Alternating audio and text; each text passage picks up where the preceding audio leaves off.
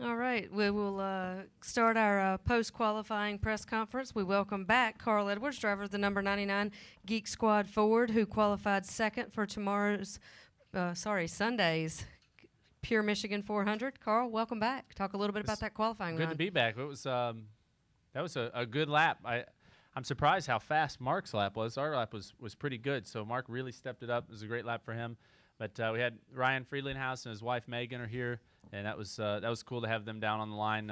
All the folks from West Coast Customs. We wanted to get the pole for him really bad, but man, Mark pulled one out there, and he was excited too when he came in. I got to talk to him a little bit there, and he is wound up. So I think you guys will have fun when he gets in here. But a good lap for us, a good starting spot. I think that is key here. I believe that if this race goes long, green flag runs, and the speeds are as high as they seem to be, that at least for the first part of the race, I think it could be pretty tough to pass. So this will be great for us. All right, we'll open up for questions for Carl. Please raise your hand. We'll get a wireless mic to you. Please state your name and affiliation. We'll start right down the middle with Mike. MikeHenryspeed.com. Carl, is there a difference here in what you can do on the track between running 185 and 200, over 200 like you're doing now? Does that matter at all? I think it matters. I'm not sure all the math or whatever, but as the speed increases, the forces from the aerodynamic, from downforce and side force and all those things, they increase at a greater rate than the speed. So as you get faster and faster, those forces, grow exponentially, and therefore the faster you go, the more you're relying on that air, and so you're going to see guys going in the corner and searching for clean air, maybe more than we've seen in the past. And that's always been a big thing here. You go down the corner and you watch everybody fans out and tries to find clean air. I think that will be more important as the speeds are higher. And the issue right now is the groove is pretty narrow. So I think we'll have to wait and see after the truck race. Those guys always put on a heck of a show, and I think they'll move around, widen that groove out.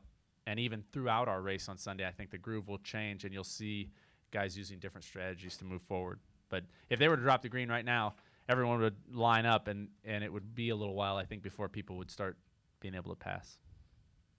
Questions for Carl? Raise your hand. We'll take one up here with Nate.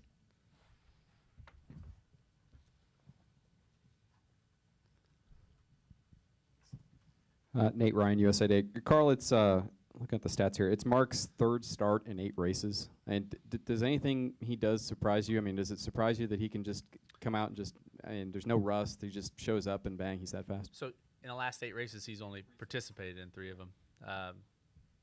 I think he's living the dream. He's had a successful career. He's able to come out here and pick and choose which races he's going to run and to perform well at them. I think that's it's pretty amazing, especially at his age.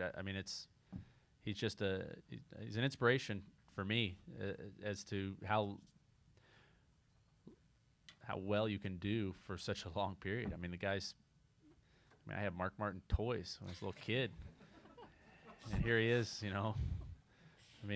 It's like there are generations of people who've all had little Mark Martin toys, and who knows? My kids someday might be racing against the guy. And they might be just as frustrated. How old is he? He's 50, 53. He can probably bench press more than all of us. He can go faster than all of us. He's a pretty spectacular guy. Any final questions for Carl? All right, Carl, congratulations on your qualifying run. Good luck on Sunday. Thanks. And it's a true honor to beat Jimmie Johnson at something lately. That's really good. So thanks. All right. Good job. Now joining us is Jimmie Johnson, driver of the number 48 Lowe's Chevrolet, who qualified third for Sunday's Pure Michigan 400. Jimmie, talk about your qualifying run out there today. Yeah, solid lap. So and qualifying historically isn't my best best lap of the weekend, but been qualifying much better here over the last couple months, and real happy about that. And the ease it brings to the start of the race and the options it gives you on pit road. It's just sometimes stuff that is so tough to overcome in a race when you qualify in the 20s. So very happy with the effort. Of course, we want to be a little faster and get the pole, but just a great day and nothing to complain about. All right, we'll take questions again for Jimmie. Please raise your hand. We'll get a wireless mic to you. Again, as always, state your name and affiliation. Questions? David, we'll start right here in the middle.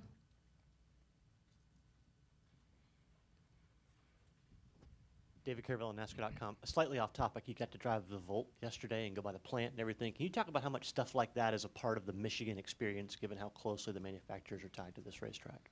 Yeah, it really is. I mean, each time we come back in the fall, Chevrolet has me at the Dream Cruise, and different times Jeff and I have been there to kind of start the cruise. We were there yesterday at the GM Performance tent, their display, checking some stuff out and doing interviews, and broke off into, I think he was doing something with the vet, and I went to the Volt plant. So great experience. Met a lot of very dedicated race fans in the Volt plant, and a lot of cheering. You know, there's people everywhere in there, and I'd hear random, yell and cheer and scream and sign a bunch of autographs. So it was a great experience. And as I talked to the other drivers today, everybody was up here doing stuff. So a lot of the other manufacturers were taking advantage of us being in town too. So it's good. I'm glad to have Chevrolet working us up here and using us to boost morale inside the Volt plant. Plus, it was just cool for me to be in there and see where my car was actually made, and I met some of the people that built my Volt, which was cool to see too.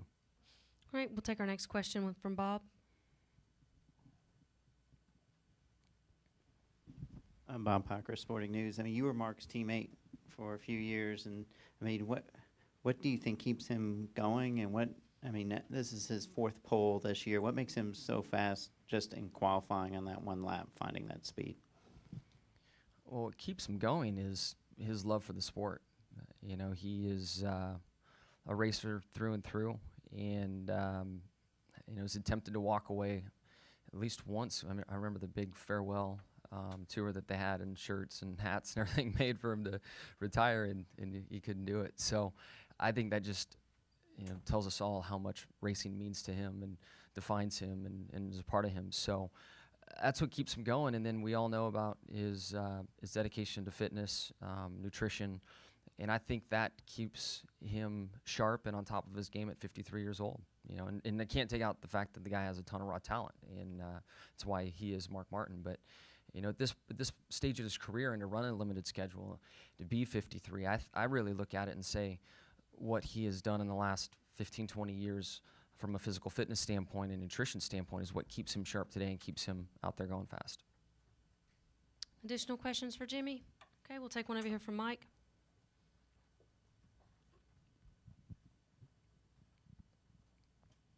Mike Muller, MikeMuller.net. I know that speed's really important here. How fast were you going on the straightaways this time? I know we were talking 216, 220 last time here. Can you give us a ballpark figure on what you're going? Mike, I don't know because we didn't have the data on the cars, and I know RPM, I know lap time, but without the data acquisitions in the car, we put it up there for the drivers. You can see that mile per hour clicking up as you go down the straight. So I'm not exactly sure what it was. Final questions for Jimmie. Jimmie, congratulations on your qualifying run, and good Cool. luck on Thank you. Sunday.